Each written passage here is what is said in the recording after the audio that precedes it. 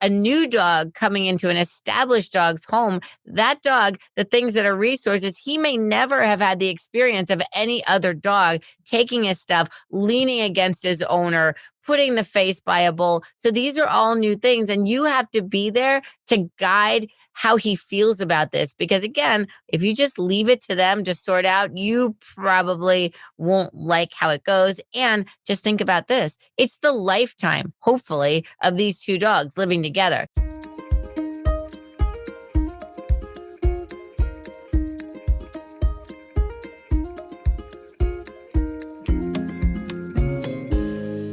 Hey, everybody. Welcome back to another episode of Dog Sense. I am Kathy, and I'm here with my co-host, Sarah. Hello, Sarah.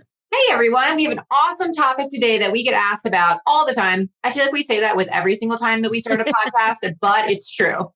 It is. And this is one near and dear to our heart, which I also feel like we say every single podcast. But specifically, it is about integrating a new dog into our household. And we do this all the time, especially if we're doing a board and train or we're bringing another dog into our life. But there's a lot of myths out there about how it should be done. And we want to set those myths to rest and give you some good, solid advice that we use every day so that it can be as successful for you as it is for us. One of the biggest myths that I think we need to debunk is that it's not a Disney movie. It is not. They wish it would be, but it's not. It is real life. It's like creating relationships. You know how people have to create relationships, like go slow? Rarely do you meet somebody and in the first moment of meeting say, oh my gosh, we are so connected. Like you're my BFF, you're my soulmate. It doesn't happen that way. And it doesn't happen that way for dogs. So you have to, just like you teach a sit and just like you teach a come and lay down and go to place, you have to teach harmony, intentionally teach it, or you're just leaving it up to them. And that's usually not a really good idea. Let's go through some of the things. What do you feel is most valuable? Like if they forced you to say just one tip, what would you say is most valuable in your household? The biggest thing I would say is starting slow, not going right into forcing a nose-to-nose interaction, making them play right away, making them share like really tight spaces. Biggest advice I could give is go slow. And I think people are of the mindset that, oh, just turn them loose in the yard or in the house and they'll work it out. Exactly. Yeah, but sometimes the way they work it out isn't the way you wanted them to work it out. So I would say make sure you are a true student of dog body language, because if you don't know what they're saying to each other, you could be misinterpreting it and it could go sideways. It's like we say, if somebody came up to you and said, hey, your car's on fire in Japanese and you didn't speak Japanese, you'd probably be like, thank you, have a nice day, right? And then your car is torched in the parking lot. So that's what happens with dogs. People are like, oh, look, they're getting along. But if you don't know dog body language, you don't really know if they're getting along. They could be about to get aggressive or one could be fearful. So you've got to know what you're looking at. And also, I would keep that leash on and keep close supervision over it, because it can go sideways super fast. If that's not happened to you, it's a real thing. They can go from looking like they're having fun to rah, rah, rah, rah.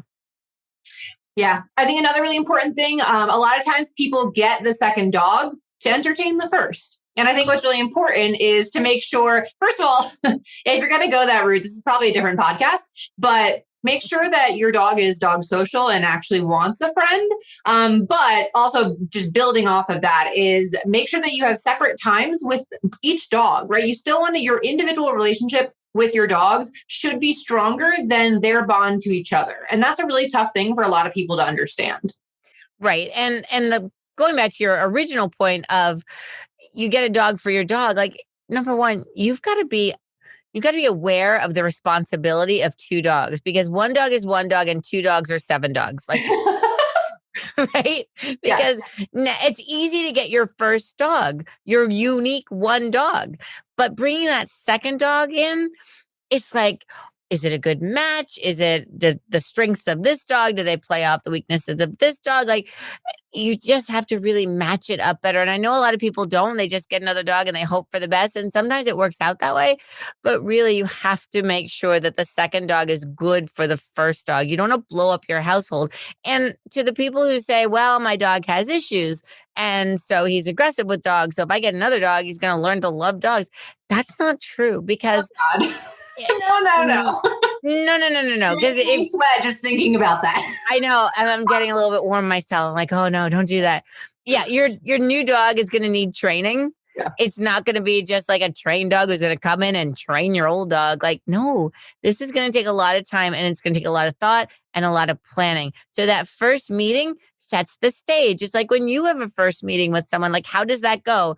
You can make or break a relationship by the first encounter. Think about like potential in-laws or a first date, right? It matters. You've got to do it right. Absolutely. So our first kind of, and just to go through a little more detail on that. So what we mean by that first interaction, which honestly should happen before you adopt the new dog if possible, right? So like we should be testing out this friendship first.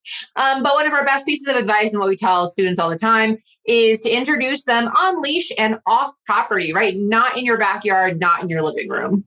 Right. We don't want any territorialism going on. We don't want your dog to go, yo, dude, this is mine. Like, get off my property. And if the new dog is pushier than your first dog and comes in all strong, we don't want your dog to be like, okay, take everything, just run over me like a doormat. Like, we don't want that to happen. I would also say that I would like it to happen on a walk. Walks are awesome because I think dogs don't really pay attention to each other. They're like, oh, there's a dude on the walk. Oh, but look, a tree, a squirrel, right? So it kind of doesn't allow them to get too hyper focused on each other. And then when they meet again, they're like, oh, yeah, that's the dude I was on a walk with. So they kind of have a relationship sort of through the walk versus that awkward, like, hey, I'm in your face. Like, what do you want to do? It's, you know what, Sarah? It's so much like people, people meeting for the first time.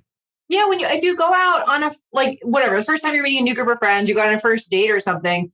The first date's not you guys watching, like sitting on the couch watching Netflix, watching horror movies or like murder shows together, right? Like you're gonna do a ton of other things beforehand before you get comfortable with each other to share your personal space.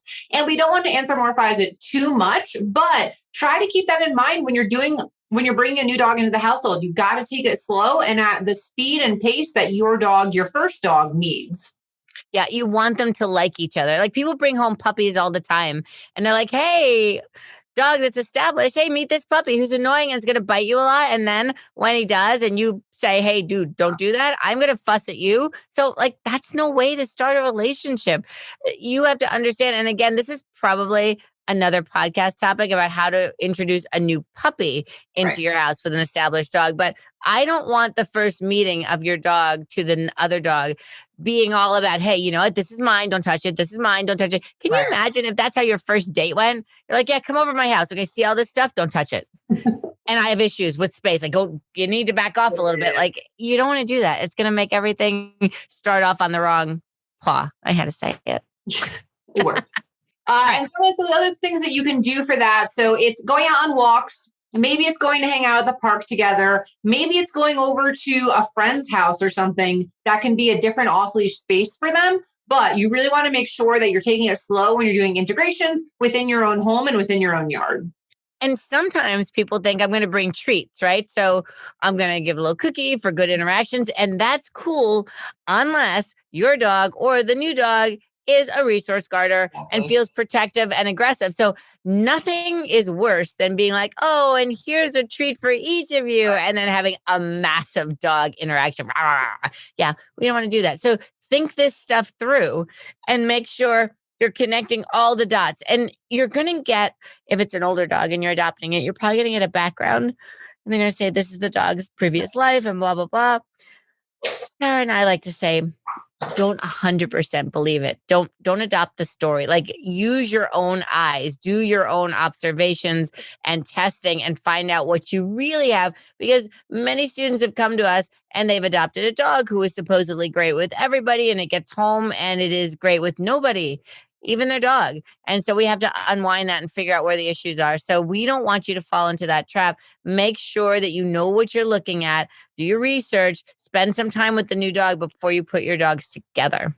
And it's also really important that yes, we want to know the dog's history. Yes, we want to keep that in mind, but don't let the history also prevent the progress that your new dog can make as well. Don't let them be hindered by whatever kind of backstory you got, or they were abused, or they were in a dog fighting ring, like whatever it was.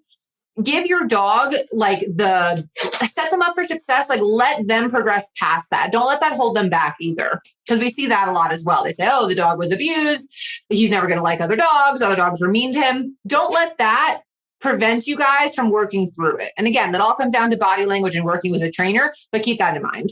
Yeah, the story that's the true one is the story the dog is telling you. Yeah. Not the story you got on the paperwork, not the story from the person who really wanted you to adopt this dog, right? The story that the dog is saying right in front of you with your dog in your household. And speaking of households, Sarah, it's common for people to bring a second dog in and say, oh, welcome to your new castle kingdom. Yeah. It's all yours. And your dog is going like, hey, this is mine, or your dog is intimidated and getting nervous about that. Like, you don't want that to happen. So you're going to gradually give this dog access to different things. And maybe there's a place that just your original dog, your first dog, gets access to during this transition period. And it really is a transition period. You should think of it as incremental and stages and go slow. But Sarah, go slow. You know what that means? We've seen it. 24 hours later, you're like, yeah, it's all good. Then you let him off leash and then you get a brawl. Then you're calling us. So yeah, go slow as in maybe a week or 2 or 3. The first 3 weeks, what do we call that, Sarah? Yeah. So that's the honeymoon period, right? So the first, and for some dogs, it's 2 or 3 weeks. For some dogs, it's 2 or 3 months. But that's that time period where the dog is getting acclimated, getting comfortable, and you start to see who their true personality is. Regardless of what the rescue told you, right? You're going, again, let the dog tell you who they are. Because in those first couple of weeks, those first couple of months, that's when his true colors are going to start to come out. The dog that you have those first 2 weeks isn't necessarily who he's going to be 4 weeks or 4 months down the line. And don't ditch the house leashes. Even if you're like, oh, my first dog, he's trained, he's perfect. I don't care. Because if you have those leashes that the dogs are dragging around, little 6-foot cheapo cotton leashes, that your eyeballs are glued to your dogs. I'm not saying to do this when the dog is in the crate or when the dog is unsupervised. And if they are unsupervised and they're new, they absolutely should be in a crate or confined, but that's a different episode. But if your dogs get into it or something happens, there is nothing better than being able to step on a leash and separate them. Because if you don't, you're going to have a massive problem on your hand, because you don't, if your dogs do get into a discussion, argument, brawl, you don't want to put your hand on the collar, because you are not you. You are now just a part of the dog, and they will turn and you will get bitten, and it happens all the time. So please, please, please, in this 3-week honeymoon stage, maybe 4, keep the house leashes on. It's going to help you keep yourself and your family and your dogs very, very safe. All right. So some kind of our best tips for a few different of the most common questions we get around bringing in multiple dog households. So first one is preventing status seeking aggression. Kathy, what are some of your favorite things to do for that?